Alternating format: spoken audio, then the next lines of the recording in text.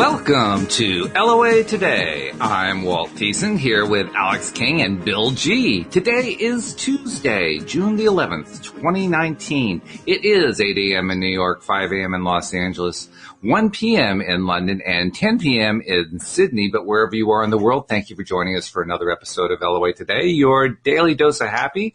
And I hope everybody has their boxing trunks on. Today's going to be a little bit of a tussle. We're going to have a little debate going on here. The Vaxxers are taking on the Antivaxxers.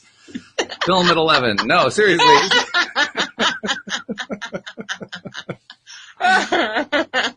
When Alex told us a few minutes ago that was the topic she had in mind for today, Bill's eyes kind of like the eyebrows went up. I looked like, oh, well, this is going to be interesting. Okay.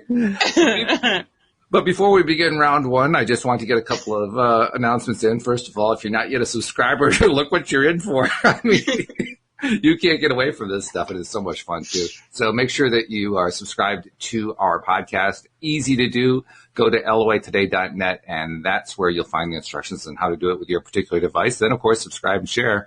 Tell other people that you're doing it, that you're listening, that you're liking it, because that's how more and more people get their daily doses of happy. And, feel free also to join us on the live stream, because we're now live streaming on YouTube. And, once you're there, also take advantage and subscribe to us on our YouTube channel, and click the little bell. How it's just clicking a bell, isn't that it, Alex? It's just that simple. Well, after you hit the subscribe button, you click the little bell, and that way you're notified every time we go live. Right. Yeah. So there it is. So subscribe, share, click bell. We're done. Here we are. Okay. In this corner, in red trunks, with a white stripe down the side. Oh, my God. See, Bill, you got to be careful what you say on this show. You bring up vaccine. I mean, we didn't bring it up last week on the show. We brought it up. That was on the offline. We talked about it. Well, hey, as long as we're talking, matter. There's no boundaries here. Did you notice that? Oh, I got it.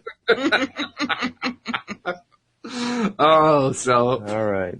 Well, I'm going to let Bill come in first and defend how this all came about, because he's probably feeling blindsided right now. A little bit. Well, soften it a little bit. So, go ahead, Bill. Tell us about how your side of it came into it. Well, I don't know. This was we were just talking about. I don't even know what we were talking about. Actually, It was random. We were talking about how we were raised and like how me and Bill weren't raised on soda and stuff like that. Oh, yeah. Right. We were talking. Yeah. I have a 10-year-old son. He's actually almost 11. Mm-hmm. And how it came about is we were talking about the fact that he has never had a soda in his life. Mm-hmm. We were very, very stingy. We held back on candy and whatever. Mm-hmm. And he's got perfect teeth. In fact, whenever we're with family or we're out to dinner or whatever, he never wants dessert. He's very svelte. He's a very skinny kid. In the sense that most kids his age, are about 20, 30 pounds heavier than he is. Yeah. So it's a huge difference. But he's extremely healthy. He is the healthiest kid I've ever come across in his entire life. In his entire nearly 11 years on this earth, he has only had the flu once, and that is the only thing he's ever had. Wow. Now, granted, we do homeschool him. So he doesn't have daily contact with the petri dish, which we call public school system. That's exactly what it is. That is what it is. But he does hang out with other kids. He is. I've got a head cold right now because of allergies and whatever. He doesn't have bad allergies. And we attribute most of that not only to the diet that we give him, which is mostly vegetarian, but we also we have never vaccinated him. Not even he was born by cesarean in a hospital in New Jersey. Which is a long story in and of itself. We were going to go with a home birth, but 26 hours later, we were doing an emergency C-section. So it was. Okay. Yeah, home births, like a lot of home births end up in the hospital due to things beyond people's control. Yeah. So things did get out of control, which is why we had a midwife who was very, very well connected. Mm-hmm. But even in the hospital, they wanted to give him his Hep B vaccination like right there, and we were like, absolutely not. He's not going to be coming into contact with somebody with the blood of somebody who has hepatitis. He's right with us the entire time. So it was rather ridiculous to us. And then as we did more research, we decided that we were going. My wife's an acupuncturist. So we do herbal remedies, and whenever he has aches and pains, we don't give him ibuprofen or baby Tylenol and whatever. We give him homeopathy, we give him acupuncture, we give him massage, and he's, for all intents and purposes, he's a normal kid, but he's healthier than any other kid I've ever met of his age in this day and age. So and I myself, I avoid vaccinations as much as I possibly can. Sometimes they're unavoidable for certain jobs, but I'm a relatively healthy guy too, as long as I can keep my stress levels down. What, you mean they haven't invented a vaccine for stress? No, apparently not yet. I would have had a stockpile of that. I guess they haven't been able to isolate the stress virus. Maybe that's what. Yeah. Now there's a lot of debate out there about some vaccinations, especially the cocktail, that there's a direct link to autism or not linked to autism. We're not really a big subscriber of that. Mm-hmm. But what we do know is that the primary point of health on anybody is their gut flora. If you are damaging your gut flora, you are damaging your overall health. Mm-hmm. And vaccinations, by and large, have been shown to damage gut flora. And also it has shown that that it generally weakens the immune system so that somebody is actually more susceptible to the disease they're trying to vaccinate for. And there's plenty of evidence to show that. And again, we can talk about this for a while, but I'll let you talk for a bit. Okay, so the baton has been thrown to you, Alyx. Okay, so my whole thing is, what are you going to do when your kid, gets to college age and starts, if he decides to go to college and starts intermixing with all these diseases that have now come back due to anti-vaxxing? Measles, mumps, polio is making a comeback. Well, you're making the assumption that the diseases are coming back because of anti-vaxxing, when there's no evidence to support that. Because the main cause of disease is lack of sanitation. And history has shown that as socioeconomic conditions deteriorates, the prevalence of disease goes up because people aren't eating well, people are destroying their gut bacteria because of their diet, and that's how disease spreads, is because people are in generally poor health. It's not because of any vax or anti-vax movement. In fact, if you look at the evidence, the statistical evidence that take polio, for example, that the incidence of polio was started to decrease before the polio vaccine came out. And the main reason why the incidence of polio was on a decline, and statistically, again, I'm not a mathematician. Actually, I had a good friend of mine who is a mathematician, who showed me his analysis of the evidence, and it showed that when during the height of the polio epidemic, the numbers then started to decline, and there was a direct correlation between the increase of sanitation and improved nutrition among the poor, especially. And that was responsible for the decline in polio incidence. Then the vaccine came along, And you would assume mathematically that if you introducing a vaccine and the vaccine was responsible for the decline of a certain disease, you would see in the downwards trend a spike going down when the vaccine is introduced. And there is no spike. It is just a steady decline the entire way. So the only conclusion you can draw is that it had everything to do with improved nutrition, improved sanitation, and nothing to do with the actual vaccine itself. Okay, well, I can't vouch for back then because I wasn't there. Okay. But what I Neither was I, so, we're in the same boat there. But what I am seeing now is, kids in daycares who haven't been vaccinated and are coming into contact with kids that have been vaccinated. And there's, disease floating around, and the kids who haven't been vaccinated are spreading the disease because they're catching it because they have no defense against it. Again, where's your evidence on this? I mean, where's your evidence? I'm trying to prove a negative.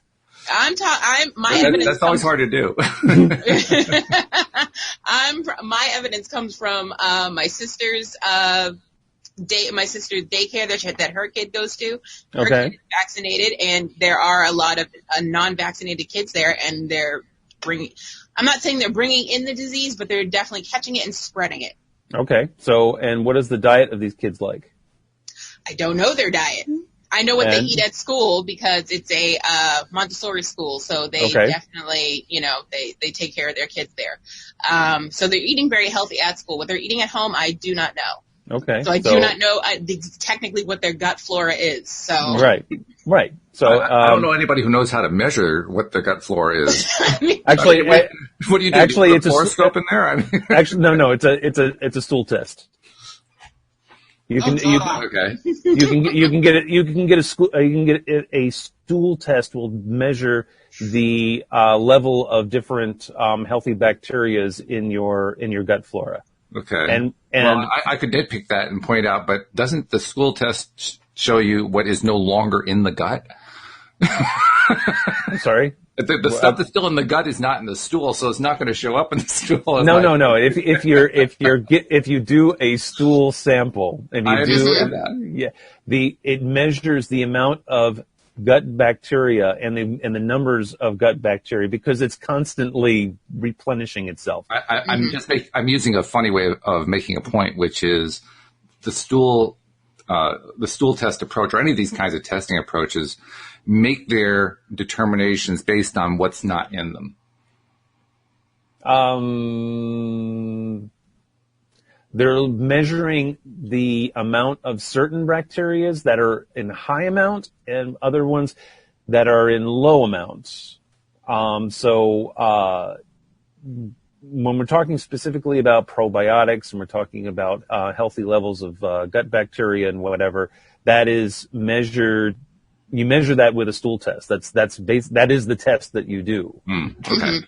All right. Well, I'll leave that alone because it's okay. I do want to bring in another point though, and this is going to be my point of view on it because I'm neither pro-vax nor anti-vax. I am uninterested vax. Uninterested vax. To me, it's not an interesting question. To me, the much more interesting question is, we as a society, as a race of human beings, have a tendency to, on a wide range of issues, to look at external circumstances and say the external circumstances are what are causing our experiences. That's whether correct. It be diseases, whether it be nutrition, whether it be fill in the blank. I mean, you can just take anything that's external and plug it in there. Right. What we learn as, I call us deliberate creators in learning, whatever you want to call us. What we're learning is that all this stuff happens in the mind. And if we believe that we're going to get sick when we're exposed to other people who have measles, then we're going to get sick when we get exposed to other people who have measles. If we believe that vaccination is going to protect us, then vaccination is going to protect us. If we believe that being an anti-vaxxer is going to keep us healthy, then being an anti-vaxxer is going to keep us healthy. So my question to both of you guys is, how do we know the external circumstances you guys are talking about are actually causative? And actually, I completely agree with you there. And that's the approach that we do with medicine all the time when dealing with our clients. It really comes down to how you raise the vibration of what you eat and how you raise the vibration of your internal circumstances, because in the end analysis, you are you, and whether or not you are mentally healthy, whether or not you are physically healthy, are all personal choices. And so if you choose, if you believe that you are going to get sick, you're going to get sick. And, I mentioned that I've got a head cold right now because of allergies. Well, that's a belief of mine. I believe that I am allergic to the northern white pine. And so I'm sympathetic because there's a lot of things that I believed that I realized was just me, but nevertheless I believed them anyway. That's right. And to turn off your belief because you find it inconvenient, that's hard to do. And that's actually the crux of a lot of the work that I do through spiritual response therapy, we do through acupuncture, whatever. Most of what we have to do is we have to not only convince the body that no, what you believe is not true, and we need to change your belief into something more positive or the more healthy. Mm-hmm. Or, but if you're going to, however, getting people to actually change their beliefs, that's something that's completely outside of our control. We have to get them to believe that themselves. Yeah, you can't control other people and how they think. That's obvious. And so, people can often not control how their own thinking is going, let alone somebody else's. And so you take a larger issue like vaccination or anti-vaxxation. The CDC is really, really great at making people afraid. I mean, the popular media that's all they do is make people afraid. Mm-hmm. They make people afraid. That's because that's their business model. Yeah. Is fear. And so if they make people afraid enough that, oh no, you have to pay money to this pharmaceutical company to make them rich in order to protect yourself against and the idea that you're going to get sick just by being in the presence of some other person who may or may not be sick, because again, that's all in your mind how sick they are. I mean, yes, there's external symptoms and whatever, but we've also shown that the presence of disease, the presence of symptoms are by and large psychosomatic for many people. The great example of Joel Elston's friend who was diagnosed with liver cancer had all the symptoms of liver cancer until they told him that he didn't have it. Yeah. That was a good story. It was a great story, and it really illustrates beautifully just how powerful the human mind really is. Right. And so if I go into a situation and I'm like, oh my gosh, I haven't had the measles vaccine. And oh my goodness, I'm in a room full of people with measles. I'm going to catch the measles now. Guess what? You're going to catch the measles. Okay.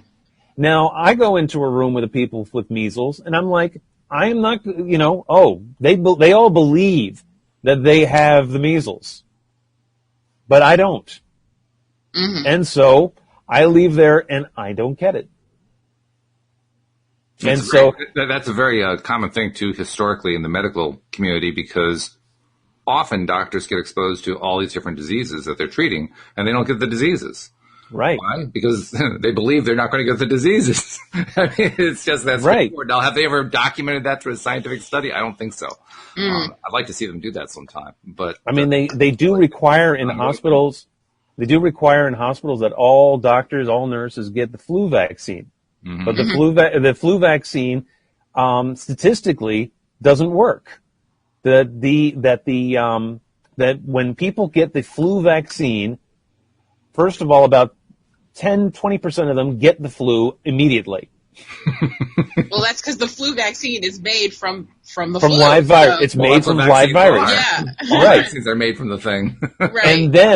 And then if there's a serious outbreak, people get sick even after they get the vaccine. Now, I got the flu this year.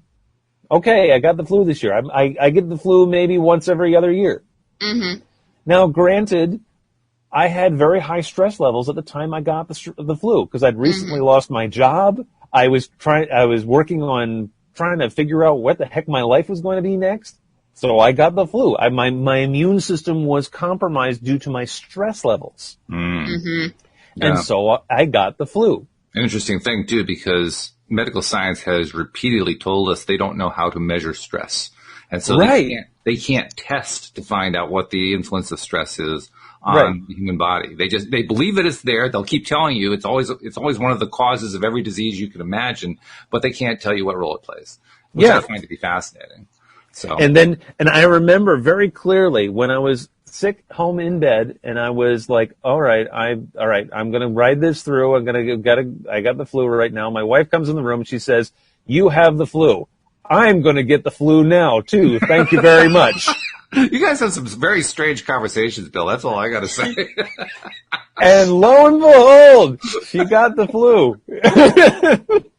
So, Alex, I got to ask you then. So, to what degree do you think the whole exposure to other diseases thing is actually what's doing it, and to what degree do you think it's the mindsets of the people who are involved that's doing it? I think it's a combination of both, actually. Okay. Because if it's like Bill said, if you walk into a room and you feel like you're surrounded by measles, then your mindset's going to go up. Well, I have measles now. But at the same time, there are scientific tests. There are scientific tests that have shown that actually happens. So who's to say if it's in your mind or if it's physically, Well, let me put it this way. Say you walk into a room with people full of measles, mm-hmm. and you got the vaccine, and now you believe you're not going to get it because you got the vaccine. Mm-hmm. And now it has nothing to do with the fact there's a vaccine in your system. Mm-hmm. It has everything to do is because you believe that the vaccine has done something here. Mm-hmm. Then okay, I'm not going to get the disease. It's the placebo effect. And, mm-hmm. that's another topic we've talked about in other shows, is how the placebo effect has a serious impact on whether or not you get sick about something. Okay. Oh, go ahead, Alex. I was going to say, do you believe in insurance? Insurance? Do I believe in insurance? Yes. Good question. Actually, you mean like health insurance? Health insurance, car insurance, house insurance, all insurance. Well, considering that I have that. Yes. And why do you have some level of belief? First of all, I don't have health insurance right now because, mm-hmm. Since I lost my job, I don't have health insurance, at least not for now. I'll qualify for Medicaid in probably another year. Uh-huh. But, and that all depends on how the business goes. If the business does well, then I won't get Medicaid. I won't qualify. But we do have a life insurance policy. Mm-hmm. And that's mostly just to cover accidents. We're not doing that for disease or anything like that. Well, that wasn't my point. My point is, you believe in insurance. You're paying for insurance in case something happens. In case something happens, yes. Okay, that's what a vaccine is. You're paying for the vaccination in case you run into that germ. But now you're assuming that the vaccine itself is safe. And that's my other issue when it comes to vaccines, because vaccines. Actually, I'm not sure I could buy into that argument, Joe. Yeah. Where did Joe come from? Bill. Who's Joe? I have no idea. I don't know. But Bill, I'm not sure I could buy into that argument, because if I buy into that argument, then I also have to buy into the idea that if I deal with an insurance company who I feel like is cheating me mm-hmm. the full value, then I am somehow bringing the incident upon myself. Well, I've got very mixed feelings when it comes to insurance companies. You and me both, especially when I'm writing the check, let me tell you. Right. Well, I worked for an insurance company for 10 years. I didn't work that long, but I worked for one for about 3 years, so I understand. Yeah. So I understand the model, and I understand how the model works. Mm-hmm. And insurance companies are generally not in the business to pay claims. They're in the business. Well, it isn't. They lose money when they pay claims. That's right. They make their profits by selling peace of mind. That's their business model, which is why health insurance is more sick insurance, and why they don't. There's a whole other issue there. Yeah. When it comes to how we deal with insurance companies, like for acupuncture, it's very difficult working with insurance companies with acupuncture because the only thing they'll pay for is pain. And acupuncture covers a lot more than just pain. The work that I do with with SRT, absolutely not covered. And I'm glad they don't, because if they covered it, then they would require me to have more credentials that I care not to have. They would require me to, because as soon as insurance companies get involved in healthcare, then they start calling the shots about what is healthcare and what is not healthcare. So when somebody, for example, if somebody comes to my wife at the clinic and has insurance that covers acupuncture, and they have diabetes, okay, and now acupuncture is very good for helping to treat diabetes, or they have asthma, and asthma is also very treatable. I mean, she has a client right now who's a 5-year-old kid with asthma. And within 2 treatments, this kid's asthma was pretty much gone. So it does great work with that. The insurance companies generally won't cover that because they feel that, no, you've got to take this. We've got a drug for that. We've got to prescribe. We have a treatment for that is what they call evidence-based. They got an evidence-based. And it doesn't matter how many studies in the acupuncture field or the Eastern medicine field has been done. If if the pharmaceutical companies and the doctors associations and that lobby says, no, we can make more money doing this route, we're going to make sure that insurance covers that and doesn't cover something else. So, in a lot of cases, it's like, okay, you're coming to me because you've got diabetes. Where's your pain? Where does it hurt? Tell me where it hurts. And so, then once we know where it hurts, then that's what goes on the insurance form. We don't write down that they've got diabetes, so they're coming to us for diabetes. We write down that they've got pain. You're making an interesting point here, and you also made one earlier where you said, I don't remember exactly. Now, fortunately, most diseases come with pain. Diabetes, there is pain. People who have diabetes are in pain. Yes. People who have asthma have pain. Yes. So it's not like we're lying to the insurance companies. I'm not advocating that at all. But the point you made earlier was an interesting point, and I want to bring that one in. Okay. The point is, and you kind of said it parenthetically, you said they're not in the health industry, they're in the sickness industry. That's right. Which is true. That is true. And I think it has a really large bearing on what we're talking about here because, like you said, health insurance companies lose money whenever they have to pay out on a claim. Right. And they will pay out on a claim when there's pain. Right. But they claim to be in the health industry. That is true. And as you point out, they really are in the sickness industry. So here's an interesting thing. You say that, and I'm not picking on you. I'm using your words. I'm kind of picking on your words because they illustrate something.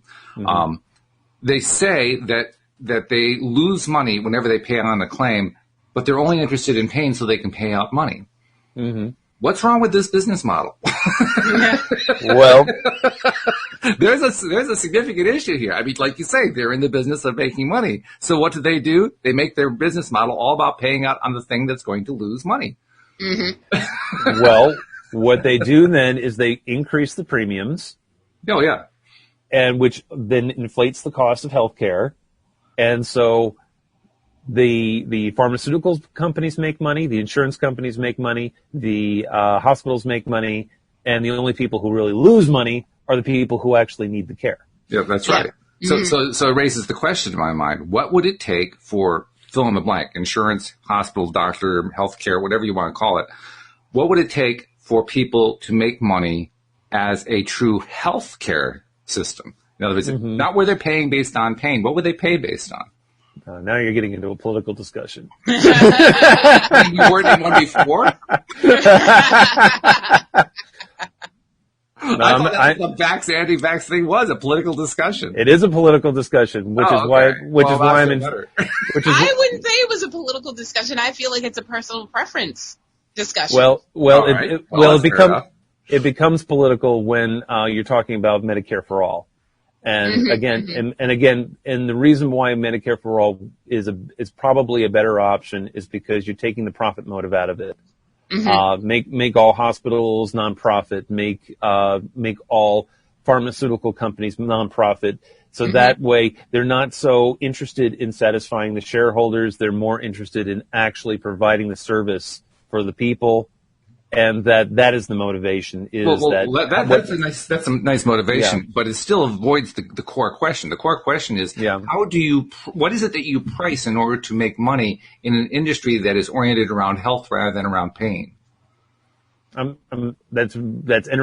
mean oriented around sick rather than pain? No, I mean it's oriented around health because right now the current system is oriented like around pain or sick or however you want to Right. Yes. But I'm saying if we want to turn that around and turn that into a system that's based on true health, that's actually aimed at being profitable by providing health, how do you price that? How do you assign pricing to that? Because to me that's a key question. It is a key question. It's actually one that Vermont has been tackling for a while because they're trying to change to what they call an all-care model. And the all care model focuses on health outcomes rather than billable services for healthcare. So, say for instance, you go to your doctor and you have a condition that needs addressing. You know, you're overweight. So you go to the doctor and the doctor says you're overweight.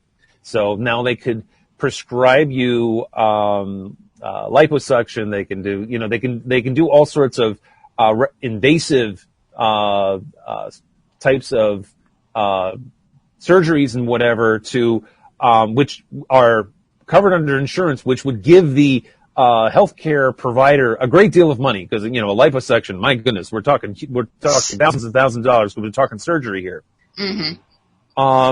And the patient is now going to have post-operative pain and whatever. So we've got this cash cow going. But if you change the model to say, no, we are going to pay you based on whether or not this person loses weight and is healthier and their cholesterol levels are down to a healthy level and that they're getting proper exercise and that their stress levels are reduced.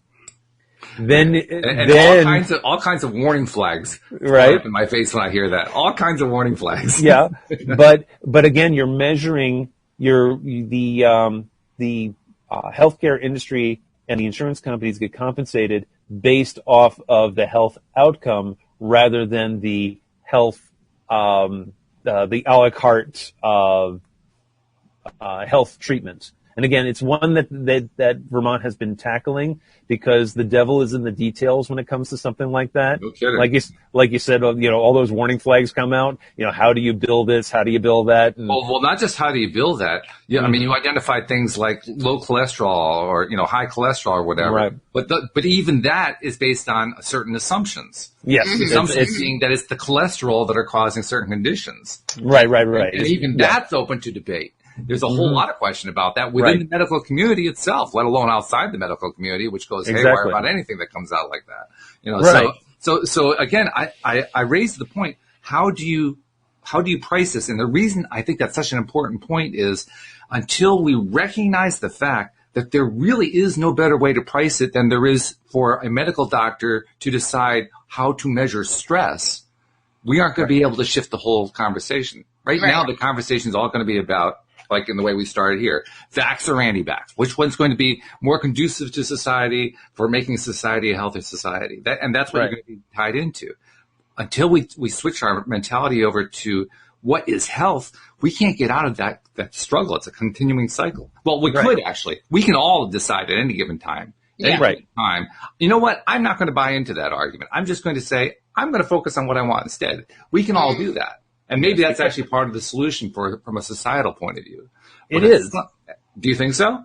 It is. It is because if we change our attitude about health, about what is health, and we reduce our stress and say, okay, I'm not going to buy into this fear-mongering argument that I need to pump my body full of chemicals in order to be healthy, that I can simply eat well, I can have a mostly vegetarian diet, I can exercise regularly, I can meditate, and I can do all of these things that can help bring my body into a state of homeostasis.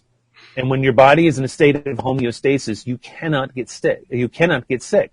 Well, on the other hand, we could also say, well, if I take my mind out of the idea that I have to be vegetarian and I have to have this certain homeostasis, maybe it isn't even about the external conditions at all. It is not about the external conditions. It is about the internal. Right. It is always about the internal, because like we've said before, all of this world that's around us, it's just an illusion. Yeah. It is there for our convenience to learn the lessons we need to basically come to the conclusion that it doesn't really exist, that who we are as individual souls, we're beautiful things. We certainly are. Yeah. And because we are beautiful and we are perfect in our own way, then we quickly understand that all disease is simply a state of mind. That we buy into this external argument. We buy into that that whatever happens on the outside is going to affect us on the inside, when it's the other way around. Whatever is in our inside is what's affecting us on the outside. And that is and that's all about being the deliberate creator, that we create our reality. That how we feel on the inside is going to affect what is on the outside. And if you believe that the world is coming after you, if you believe that people are trying to take away your wealth or take away your money, if you believe that you're going to be sick by walking into a room full of sick people, that is exactly what's going to happen, because it's your internal belief which is setting up the circumstances to create the reality that you see. So, Alex, a couple of minutes ago, you took the position that there was a balance. There was a combination of what we think internally and feel internally and what the external circumstances are that influence the vax debate, because that's what we were originally talking about, was vaccination. Mm-hmm. But I think I'm probably safe in saying that it also, in your view, it also applies to the wider range of healthcare. Am I misrepresenting that? That's difficult for me to say. I'm gonna vouch for Massachusetts for a second. Okay. Because a lot of things with insurance have changed. Mm-hmm. So they are focusing more on healthcare as opposed to, take this medication to fix this problem. Mm-hmm. They're giving, premium discounts on, have you joined a gym to fix this problem? Where do you shop? What are you eating? What's in your diet? What does your doctor say about, how are your blood tests coming out? You're getting discounts on your insurance based on those facts. Mm-hmm. So, I can only, like I said, I'm only in one state, so I can only vouch for us. Well, I don't know about you. I ship between states every single day. Oh, that's not what you meant, is it? Oh, I'm sorry. Not mental state. Oh. I'm sorry. I should have qualified that. But, there's also, speaking of mental states, there's also backup plans for that, too. So it's like, if we're going to put you on this medication, we want to make sure you're not just going to abuse the system, say you have this issue, and go sell it on the street corner. We want to make sure you're taking this medication. So therefore, in order to take this medication, you have to have a therapist every week. And we have to follow up and follow through. There's backup plans in states, for your mental state and for your medical states, so I don't know. It's all a mess, to be all the way honest. I think it's a fair characterization. I like that characterization. It is a mess. And that's why I just take my little corner of the earth and I just live on it, because I don't want to be out there. This is why I avoid stuff like this. Wait a minute, you brought up the topic. Hold on a second. Because I've never I see all the kerfuffle on Facebook I see. Okay. stuff, right? Yeah. But I've never talked about it personally with an actual anti-vaxxer. That's why I wanted to discuss it. Oh, well, that makes sense. That's educational. No, I'm uncomfortable with the term anti-vaxxer. I knew you would be. I figured you would be. I am, because it's like when you talk of like the pro-life, pro-choice, whatever. Those are labels. Yes, they are labels. They're labels, and what would you like to be called besides Bill? William? I am William? pro-healthcare. Pro-healthcare. Okay. Or pro-health. Pro-health, I like, yeah. I don't know. I don't know how I feel about that. I don't know. I mean, I see your point. I do. I am pro-health in the sense that what you're looking for at all times is the ability to achieve a state of homeostasis within your body. Okay. And if you are not achieving homeostasis because, number one, your stress levels are too high, number two, you're eating like crap, and you believe that you're eating like crap, and number three, you are not getting adequate exercise, and the thing is, we all know basically what we need to do in order to stay healthy, because it's we know. I raised the question. I'm not so sure. Most people know that exercise is good for you. Most people know that having McDonald's every night for dinner is not good for you.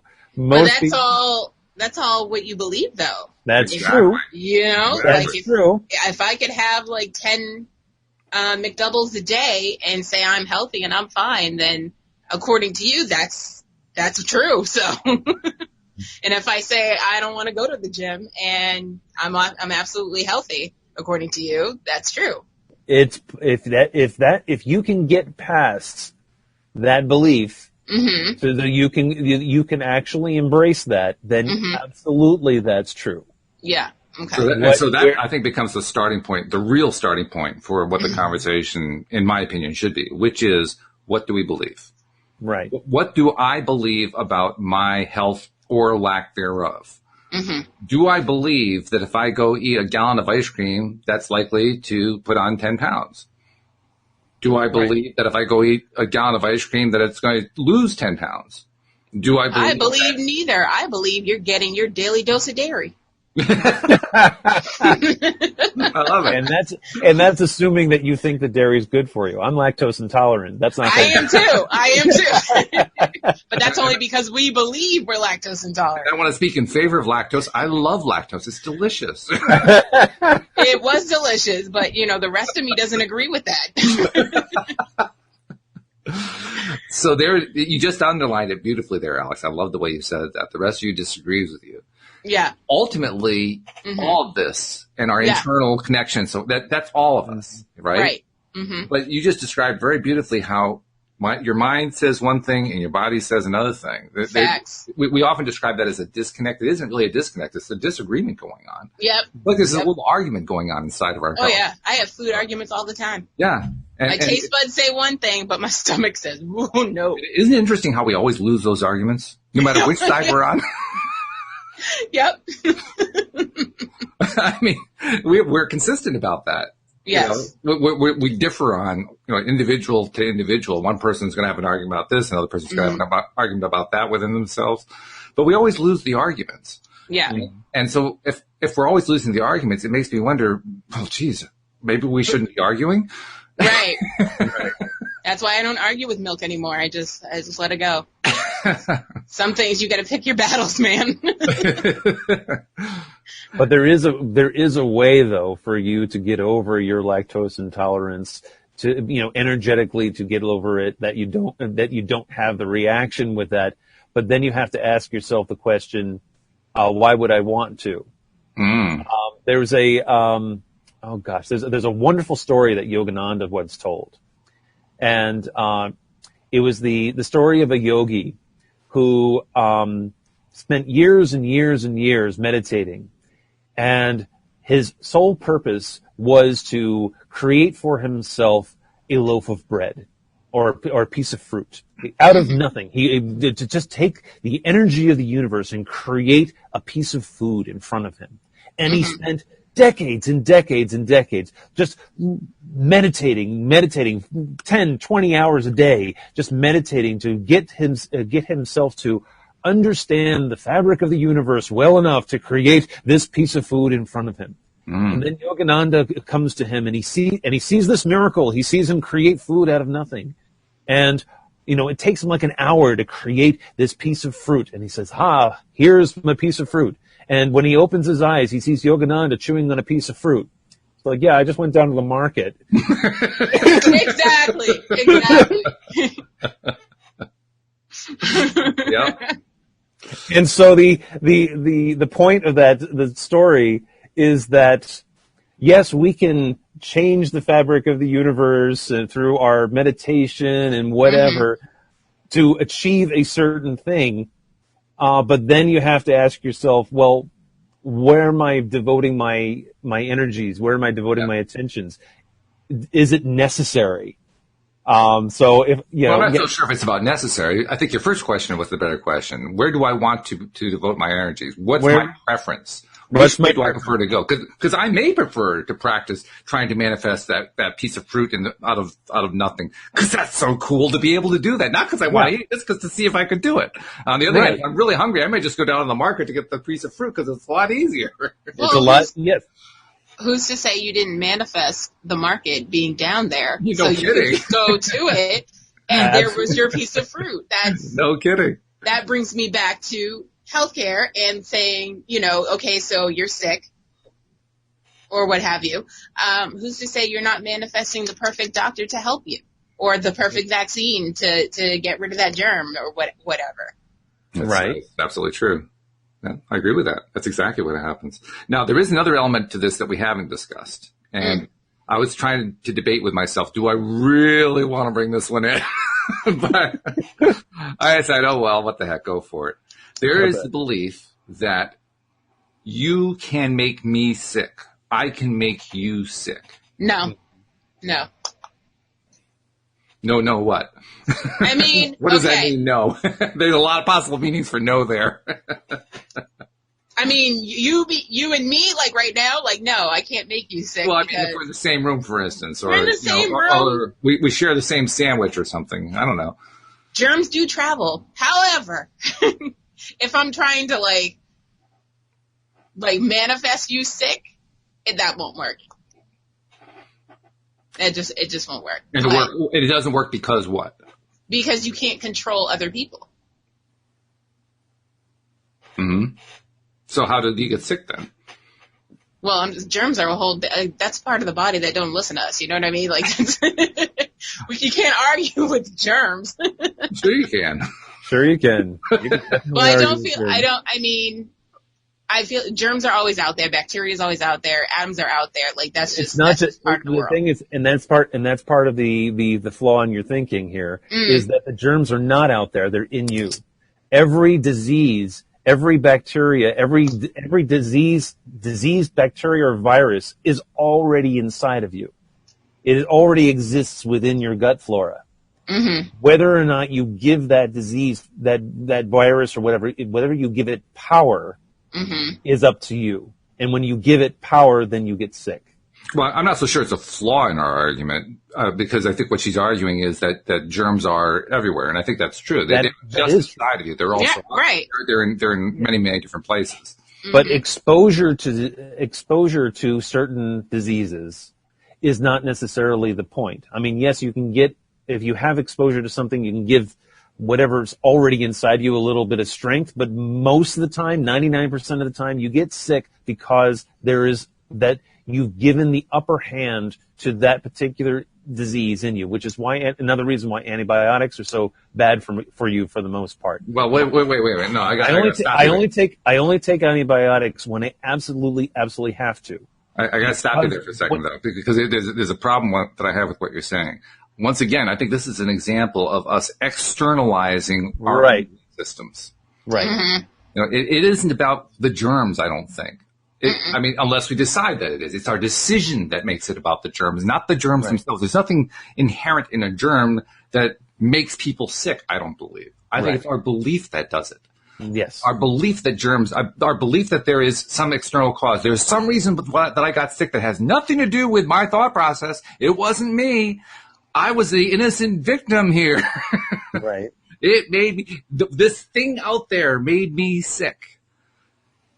And I think that's the thing that actually gets in our way more than anything else, because we're constantly finding ways of externalizing. We're constantly finding ways of saying, it's the germs, it's the diet, it's the lack of diet, it's the lack of germs, it's the vaccines, it's the lack of vaccines, it's the health insurance, it's the lack of health insurance. It's like this endless panoply of items that are all outside of us that say, these are the reasons why we're not healthy. Bullshit. Right.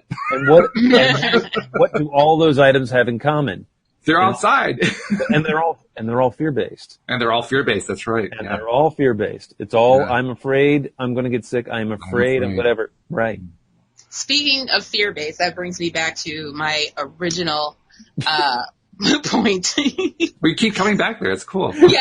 No, I'm not going to say point because it wasn't a point that I wanted to bring up, but it does bother me. And Bill had brought this up, that he has no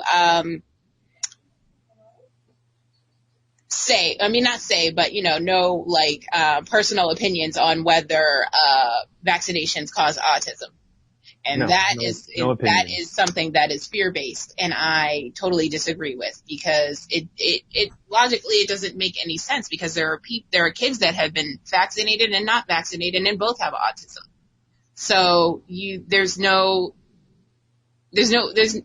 studies behind it. There's no paperwork behind it, and it's a neurological disease. So what does that have to do with germs? Like, I don't get that part. So first of all, we were calling autism a disease. I don't believe it's a disease. It's not. It's a disorder. It's not a disease. No, it's not even a disorder. I believe. Okay. I believe autism is a form of our ascension. It's evolution in process. For ascension happening. People who have autism are greater receptors to, they see the non-physical world, or they experience the non-physical world in a much more visceral way than people who are not autistic. And we automatically because we fear these people because they're different, we automatically label them as being diseased or with disordered, and we medicate them to the point where they are no longer able to use their gifts effectively.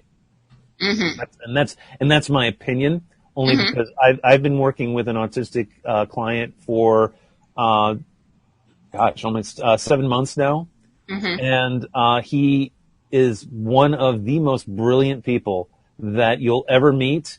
But part of the issue though is that his parents and his family and they keep trying to make him into a normal person, and that has caused a great deal of emotional distress for him.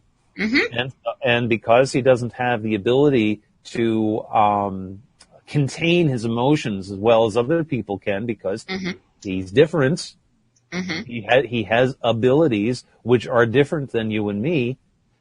Because, for him, when people are coming at him with strong emotions, he feels it 10 times than what what's quote unquote normal people would have. So he's extremely sensitive, and yes, so his emotional reactions are going to be stronger than others. Agreed.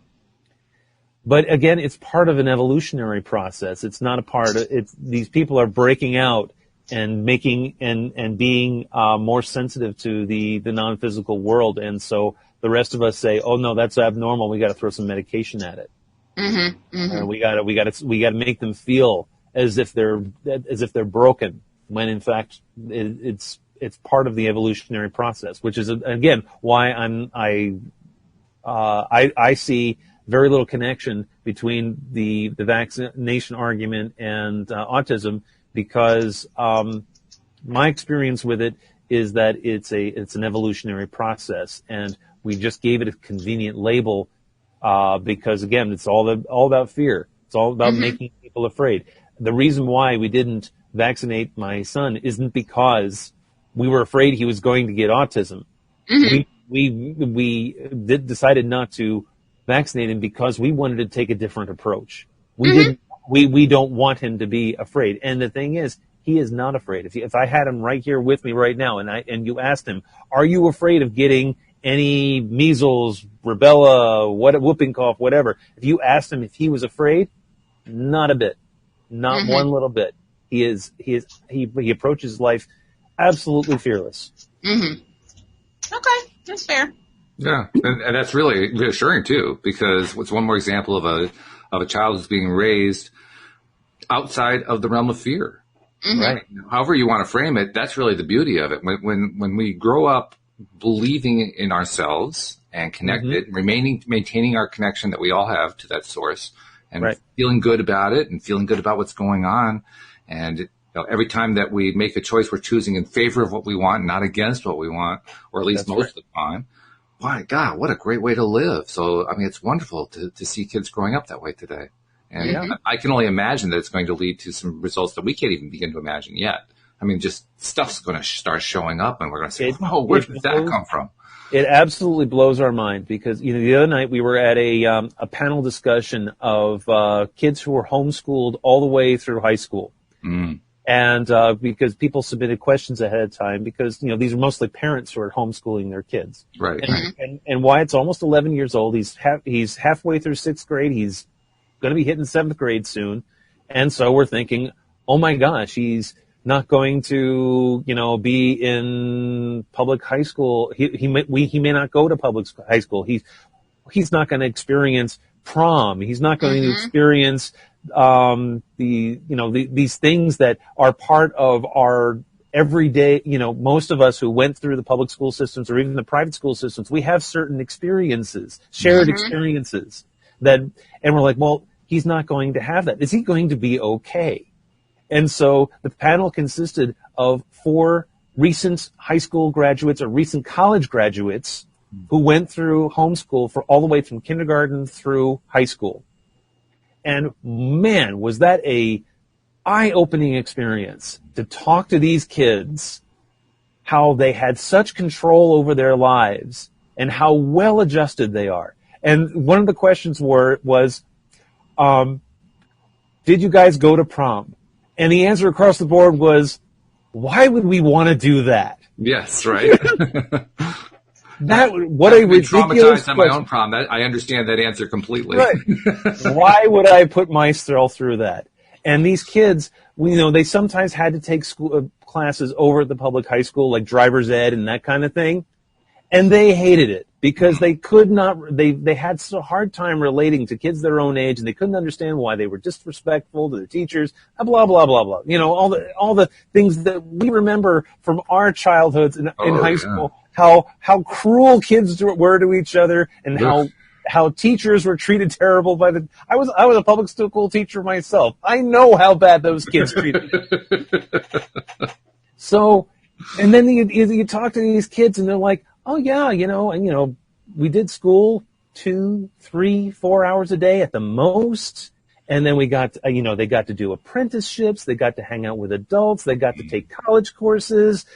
And these were the most well-adjusted people you will ever meet in your life. And it was all about, and again, when we left there, we were like, that's what we want.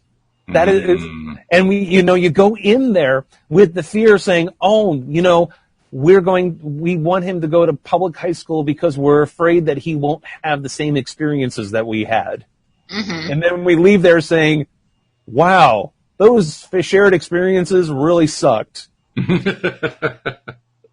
So I got to ask you, Alyx, how did we do with the topic? I mean, this is a topic you brought up, and it creates some really interesting and sometimes contentious discussion. But how did we do? I think we did all right. No one pulled any hairs out. No one has additional gray hairs. I don't think. I have to check. I don't know how I would measure that, because most of mine are gray now. So I mean, do I look most at brown? Most. Look in the back. Look in the back. If you can't see it, it ain't there. I I use 2 mirrors. Anyway, before we go, Alex, I want to give you a chance because sadly you gave up your other podcast, spoiler alert, but I figure we ought to get, is there any really quick off the top of your head spoiler alert things that we should be telling our audience about for those who missed the podcast? Claws, which is a very interesting show that just started its 3rd season Sunday. So cliffhangers already. It was pretty amazing. Okay. And Veronica Mars was a very good show that came out in the early 2000s, and they're doing a revival. So that's going to be interesting. But it actually takes place after the movie they did in 2014. So if you haven't seen the movie, which wasn't in theaters, so that's possible. You haven't seen the movie, you might want to, catch up on that because it picks up right after where that left off. Okay, yeah, you need the background then. So yeah. Okay. So good. Thank you for the update. And Bill, because you're an SRT consultant, we got to give you the chance to let people know how to find Bill, the SRT consultant. How do they do that? Well, you can find me on my website. It's ninag.com. That's NINAGEE.com. I could also be found on Facebook. I write a weekly blog. And, of course, you can find me here on LOA Today on Tuesday mornings. Which we love so much. So thank you guys very much. Thank you to our live stream listeners and to our podcast listeners as well. We will see you all next time here on LOA Today. Goodbye, everyone.